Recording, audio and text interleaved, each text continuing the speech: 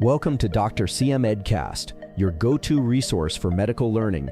Through discussions, case studies, tutorials, and debates, we help you learn, grow, serve. Have you ever wondered what makes you instinctively duck when a ball comes flying at your head? Or how you can turn towards a sudden, sharp noise before you even really know what it is? Well, the answer lies deep inside your brain, in a tiny but incredibly powerful structure. Today, we're going to explore the amazing anatomy of that powerhouse, the midbrain. So here's our game plan for today. We're going to start with a general overview, where the midbrain is and what it looks like from the outside. Then we'll dive deeper into its internal structure. We'll look really closely at two specific levels, the inferior and superior colliculi, to see what's going on in there. And finally, we'll wrap it all up with a neat summary of all the major parts. All right, first things first. Before we can really appreciate what the midbrain does, we absolutely have to know where it is. And you'll see in just a moment, its position is, well, everything. Okay, so take a look here. From this front view, you can see the midbrain acting like this vital little bridge. It's connecting the pons and cerebellum, which handle things like coordination and basic life support, up to the forebrain, where all our higher thinking happens. It's kind of like a super important traffic controller, routing all the essential signals between these two major parts of the brain. And here is what's just incredible. All of that complex, critical machinery is packed into a space that's only about 2 centimeters long. That's less than an inch. It's just a masterclass in how efficient the brain can be. It really shows you that size isn't everything. Now, if we flip it around to look at the back, you see these 4 little bumps. These are called the colliculi. The 2 on top, the superior colliculi, are all about visual reflexes. They're what make your head snap towards a flash of movement. And the 2 on the bottom, the inferior colliculi, they do the exact same thing, but for sound, helping you turn towards a noise you weren't expecting. So we've seen the outside, right?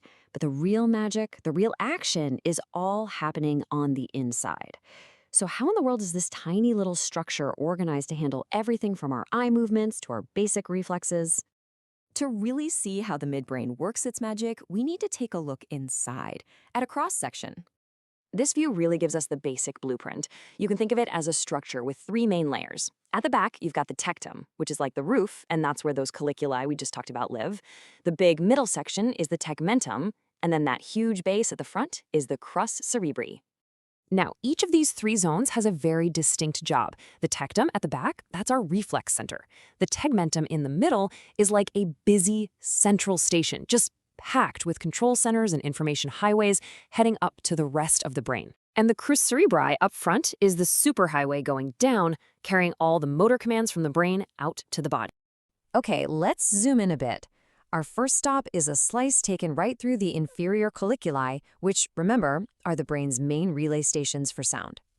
At this lower level of the midbrain, the feature that really jumps out at you is this big nucleus of the inferior colliculus, right there at the back.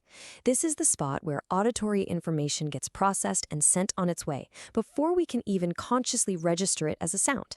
But just look at how much else is crammed into this one tiny slice. You've got the trochlear nucleus, which controls a really important muscle for moving your eye. You've got all these sensory pathways, the lemnisci, carrying information up.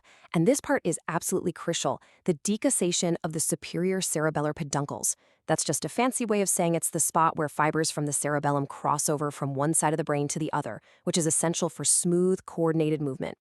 And we also see the substantia nigra, a major player in reward and movement.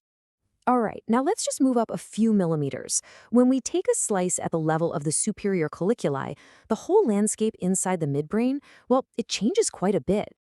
And this photomicrograph shows you what it looks like in real life. Those large gray areas you see at the back, those are the superior colliculi.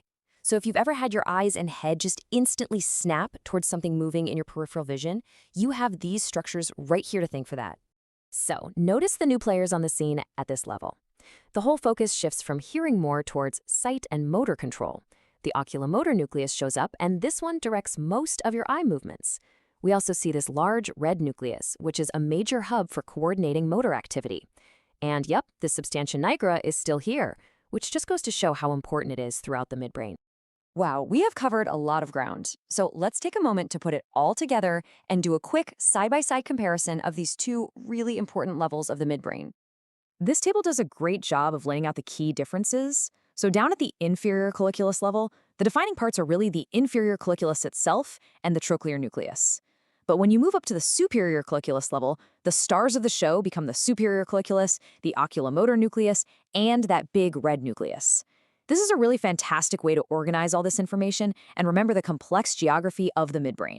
So we've mapped all the structures. We've seen the nuclei and all the pathways that are packed so tightly into this tiny space. But I think the final question is really the most profound one. How does this unbelievably elegant anatomy work together to orchestrate all those complex, unconscious reflexes that keep us safe and help us move through the world every single second of every day? That, right there, is the true marvel of the midbrain.